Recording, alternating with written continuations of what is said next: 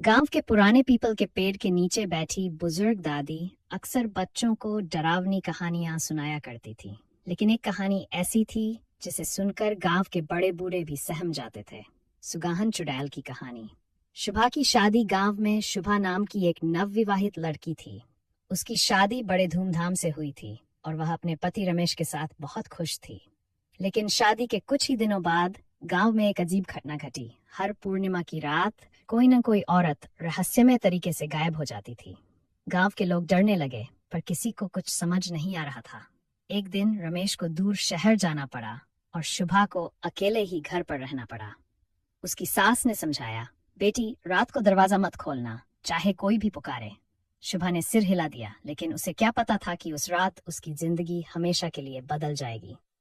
रात का रहस्य। आधी रात को दरवाजे पर किसी ने दस्तक दी।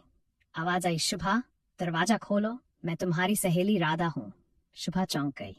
राधा तो पास के गांव में रहती थी, वह इतनी रात का यहाँ कैसे आ सकती है? लेकिन आवाज जानी पहचानी थी, तो उसने धीरे धीरे दरवाजा खोल दिया। जैसे ही दरवाजा खुला, एक काली परछाई तेजी से अंदर घुसी। वह कोई और नहीं बल्कि सुगाहन चुड़ैल थी। उसका चेहरा जुर्रीदार था, लाल आंखें जल रही थी और लंबे नुकीले दांत बाहर निकले हुए थे। वह चुड़ैल सिर्फ उन्हीं नवविवाहित औरतों को निशाना बनाती थी जो अपने पति की लंबी उम्र की कामना करती थीं, क्योंकि वह खुद अपने पति की मौत के बाद चुड़ैल बन गई थी और अब हर सुहागन से उसकी मांग का सिंदूर छीनना चाहती थी।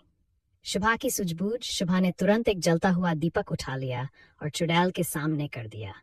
आग देखकर चुड़ैल चीखने लगी और पीछे हटने लगी। तभी शुभा ने अपनी सास की बताई हुई बात याद की।